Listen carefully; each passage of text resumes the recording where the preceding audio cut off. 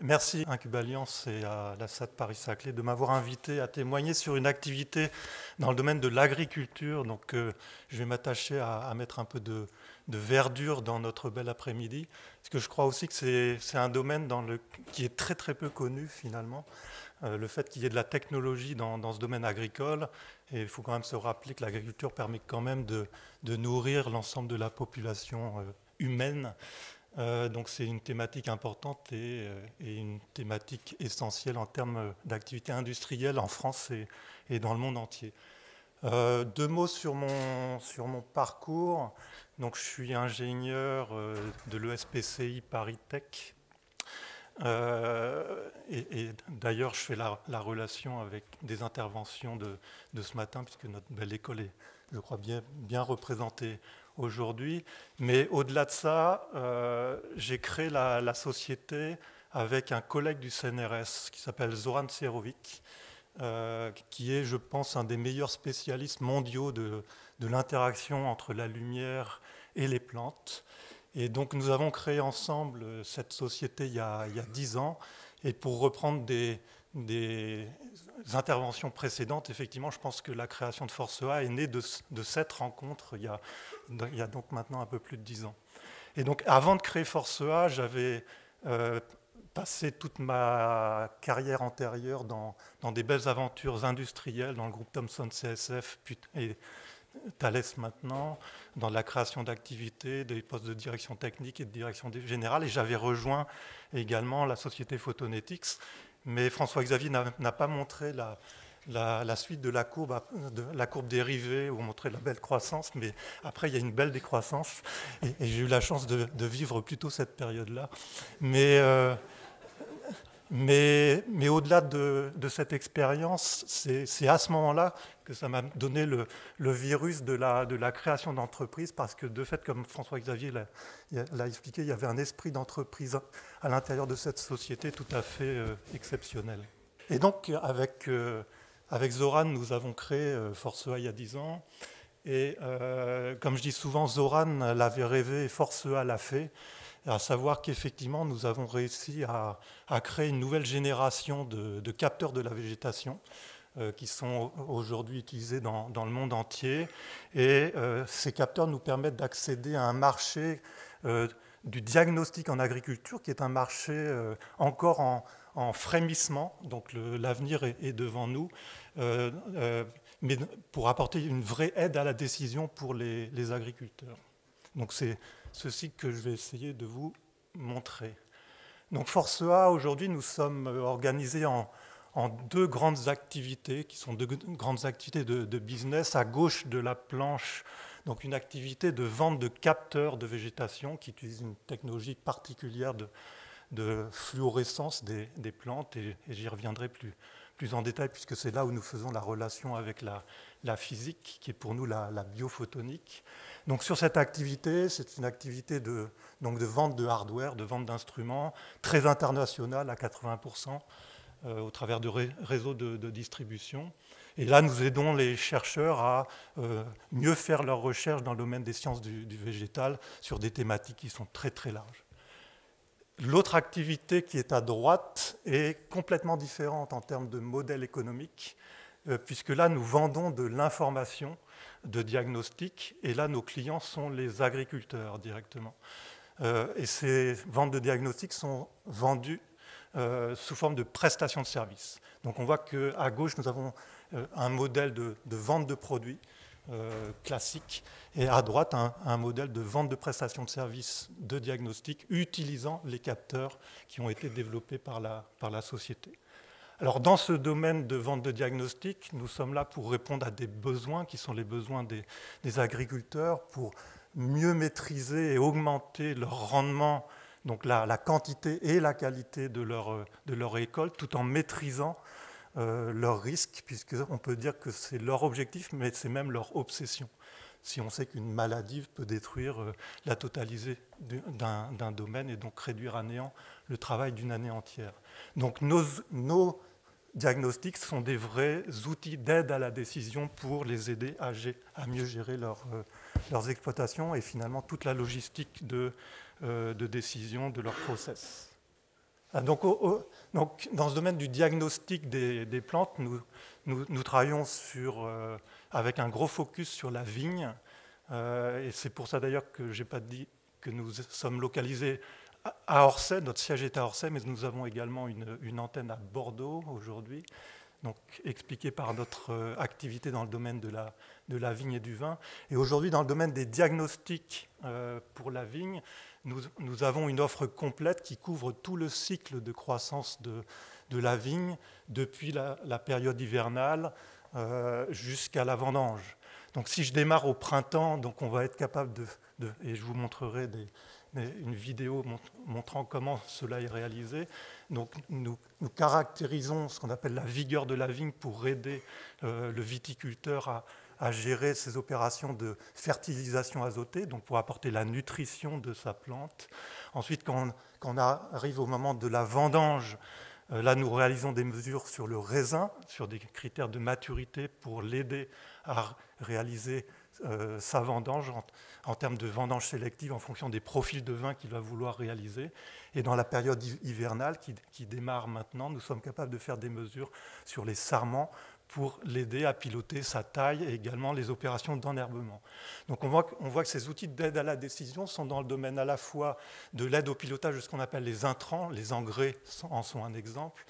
On pourrait parler également de produits phytosanitaires et d'eau, et également pour aider à piloter la logistique de l'exploitation, notamment au moment de la vendange, qui est une période critique dans la vie d'une exploitation agricole.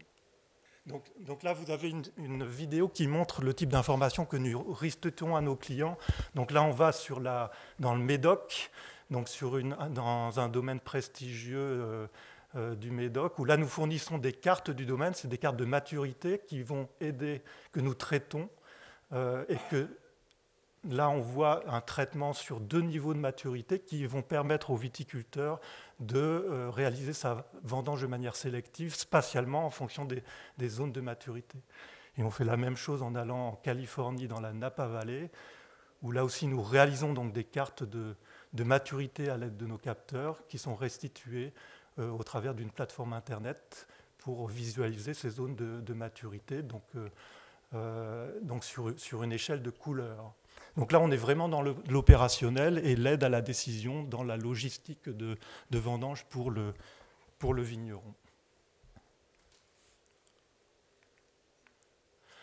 Alors, pour être tout à fait clair sur le type de mesures que nous réalisons, donc nous utilisons des moyens optiques, parce que nos capteurs intègrent des moyens d'illumination du végétal à l'aide de LED. Et donc, notre activité se situe dans le domaine situé à gauche de la slide. Donc, nous sommes dans des capteurs actifs et des capteurs qui agissent en proximité du végétal. Nous parlons de proxydétection, qui est à distinguer de la télédétection, qui va réaliser des mesures à plus grande distance, où là, et c'est des choses qui sont souvent beaucoup plus connues, avec de l'imagerie par satellite, par avion ou maintenant par drone. Donc nous sommes dans de la mesure de proximité, donc très proche du végétal, ce qui nous permet d'acquérir, grâce à la fluorescence, des signaux et des mesures très précises et très riches sur l'état de maturité et l'état de santé de la vigne ou du végétal en général. Et ces techniques, on le verra. Donc nous avons développé une nouvelle génération de capteurs de la végétation qui mettent en œuvre les procédés de fluorescence. Donc, à gauche, des capteurs portables, donc mis en œuvre par des opérateurs qui se déplacent dans les parcelles. Donc, une pince à feuilles qui s'appelle le Dualex et un capteur à petite distance qui s'appelle le multiplex, qui a aussi la particularité de pouvoir être utilisé en mouvement. Et ce qui fait que ce capteur multiplex peut être utilisé monté sur des engins agricoles, et c'est la partie droite de la planche. Donc un capteur extrêmement robuste, destiné à l'environnement de la parcelle agricole, et qui peut être monté dans différents types d'engins agricoles. Ça peut être des tracteurs enjambeurs ou des machines à vendanger, comme indiqué sur la slide. Alors tous ces capteurs intègrent des modules GPS de façon à ce que chaque mesure soit géolocalisée, ce qui nous permet bien sûr ensuite de reconstituer des cartes aisément pour les vendre à nos clients. Donc là, vous avez une représentation du capteur multiplex mesurant la maturité d'une grappe de raisin.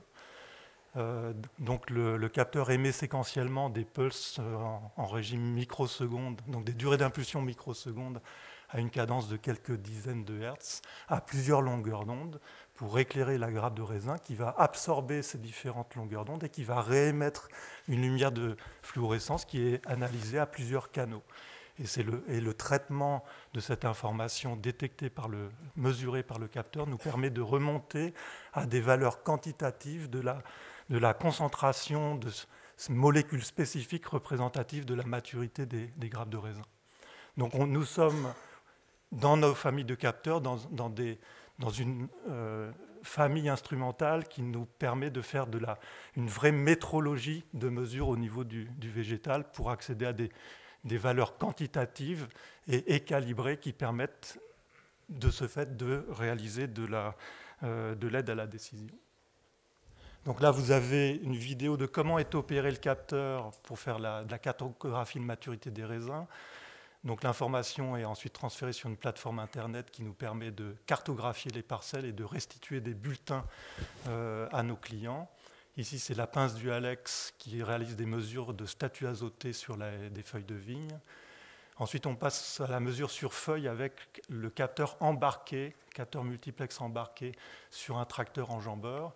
Donc là, on est sur un tracteur qui va rouler jusqu'à typiquement 5 km/h et faire de l'acquisition à la volée sur les feuilles de manière à reconstituer des cartographies du statut azoté pour l'aide au pilotage des engrais.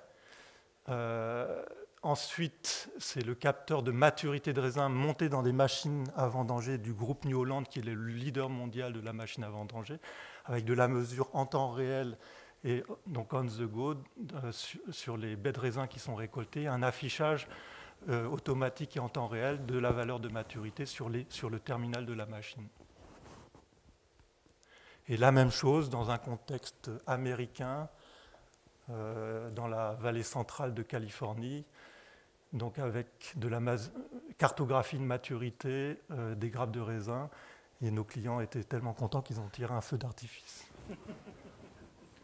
Alors, j'ai beaucoup parlé de fluorescence, sans dire forcément tous les avantages de cette science et de cette technologie.